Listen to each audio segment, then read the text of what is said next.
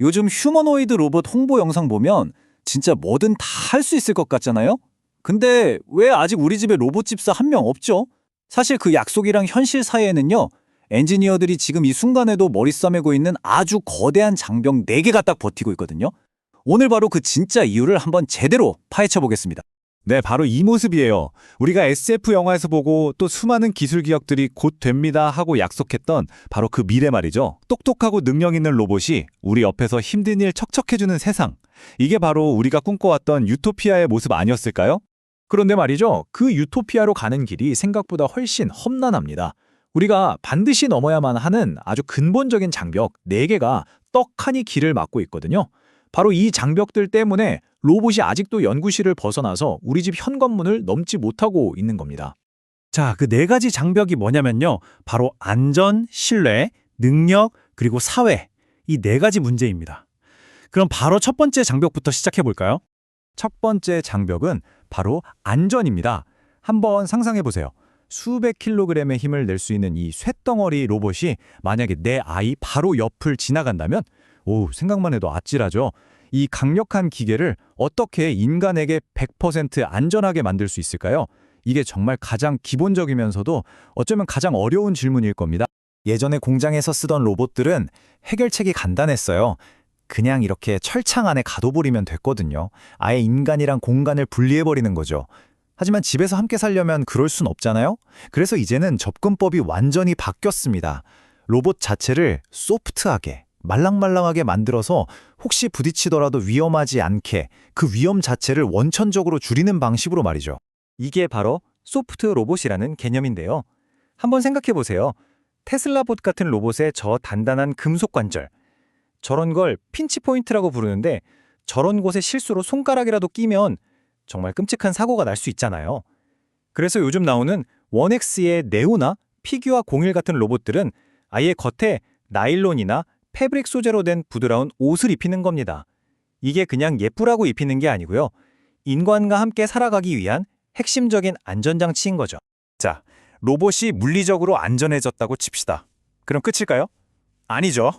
이제 두 번째 장벽, 바로 신뢰의 문제가 기다리고 있습니다.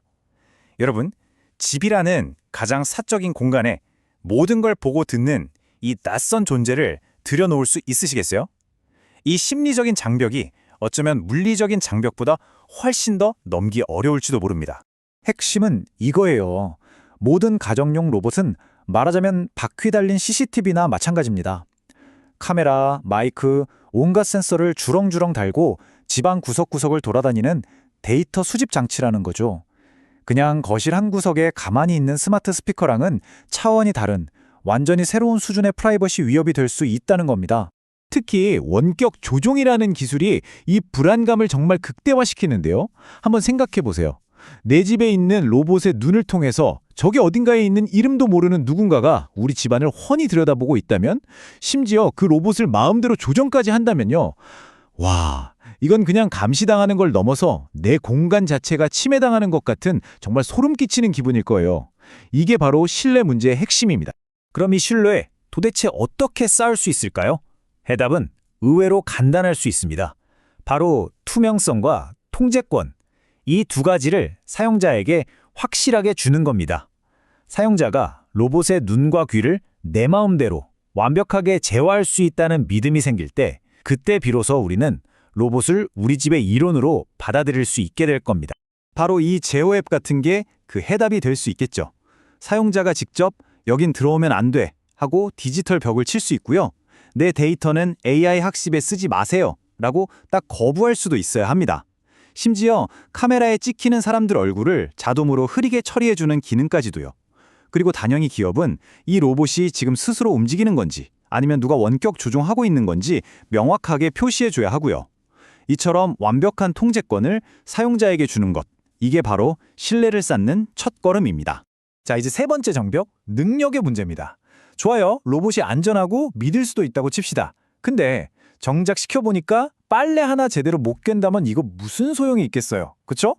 과연 로봇이 정말 우리에게 쓸모있는 조수가 될 수 있을까? 이제 진짜 기술적인 문제로 들어가 보겠습니다. 결국 로봇이 쓸모가 있으려면 자율성이 핵심이거든요. 혼자서 척척 일을 해내야죠. 그런데 이 자율성은요, 데이터를 먹고 자랍니다. 그것도 정말 어마어마한 양의 데이터를요. 이게 무슨 뜻이냐면 우리 집 로봇 한 대가 똑똑해지려면 전 세계에 있는 다른 모든 로봇들이 경험한 데이터를 하나의 거대한 공동의 뇌에 다 쏟아 부어서 함께 배워야 한다는 거예요. 이 과정을 학습의 선순환 구조라고 부르는데 이걸 그냥 거대한 로봇 학교라고 생각하시면 쉬워요. 자, 1단계. 인간 조종사가 VR 기기를 쓰고 선생님처럼 시범을 보여줍니다. 빨래는 이렇게 개는 거야 하고요. 그럼 2단계. 이 모든 행동 데이터가 중앙 AI라는 거대한 학교 도서관에 차곡차곡 저장이 됩니다. 3단계. AI는 이 데이터를 분석해서 전 세계 모든 로봇 학생들에게 이렇게 하면 더 잘할 수 있대 하고 새로운 꿀팁을 전파해 주죠. 그리고 마지막 4단계. 이렇게 충분히 학습한 로봇은 마침내 선생님 없이도 혼자서 척척 일을 해내는 우등 졸업생이 되는 겁니다. 자, 이제 마지막 네 번째 장벽입니다. 바로 사회의 문제인데요. 이건 앞선 세 가지 문제와는 차원이 다른 어쩌면 가장 거대하고 복잡한 문제일지도 모릅니다. 로봇이 과연 우리의 일자리, 우리 경제, 그리고 우리가 사는 이 세상 자체를 어떻게 바꿔놓게 될까요? 이제 이야기는 집안을 넘어서 사회 전체로 확장됩니다. 크게 두 가지 쟁점이 있는데요. 첫 번째는 당연히 내 일자리는 어떻게 되지? 하는 노동시장의 문제고요. 두 번째는 미국과 중국을 중심으로 벌어지는 그야말로 국가의 명운을 건 기술 패권 경쟁입니다. 휴머노이즈 로봇이 바로 이 두 가지 거대한 폭풍의 한가운데에 서 있는 거죠. 여기서 우리 앞에는 정말 극과 극의 두 가지 미래가 펼쳐집니다. 먼저 완전 유토피아 시나리오. 로봇 덕분에 생산 비용이 거의 제로가 돼서 모든 물건이 싸지고 우리는 엄청난 풍요를 누리게 되는 거죠. 자, 반대로 완전 디스토피아 시나리오도 있습니다. 로봇이 인간의 일자리를 싹 다 뺏어가서 대규모 실업 사태가 벌어지고 결국 정부가 보편적 기본소득 같은 특단의 대책을 고민해야 하는 그런 암울한 미래예요. 우리가 이 두 갈래 길 중에서 어느 쪽으로 가게 될지는 다른 누구도 아닌 바로 지금 우리의 선택에 달려 있습니다. 이제 문제를 인식하는 걸 넘어서 어떻게 해결할지를 진지하게 고민해야 할 때가 온 거죠. 그렇다면 이 험난한 길을 헤쳐나가고 성공적인 미래로 가려면 뭐가 필요할까요? 딱 세 가지 열쇠가 있습니다. 첫째, 투명성. 기업들이 우리 로봇은 이 정도까지 할 수 있고 이건 아직 못해요 라고 솔직하게 말해야 합니다. 둘째, 사용자 통제권. 내 프라이머시와 안전은 내가 직접 결정할 수 있어야 하죠. 그리고 셋째, 현실 세계와의 소통. 로봇을 더 이상 연구실에만 가둬두지 말고 밖으로 꺼내서 사람들의 피드백을 받으며 함께 발전시켜야 합니다. 결국 보세요. 이 모든 건 기술 문제가 아니라 사람을 중심에 두는 접근 방식에 대한 이야기입니다. 이제 인간과 로봇이 함께 사는 세상은 더 이상 SF 영화 속 이야기가 아닙니다. 바로 지금 우리 세대가 직접 마주하고 풀어가야 할 현실이 된 거죠. 그리고 어떤 미래를 만들어갈지는 다시 한번 강조하지만 바로 우리의 손에 달려 있습니다. 로봇의 시대는 좋든 싫든 이미 오고 있습니다. 이제 질문은 단 하나 남았습니다. 여러분은, 그리고 우리는 과연 준비가 되었을까요?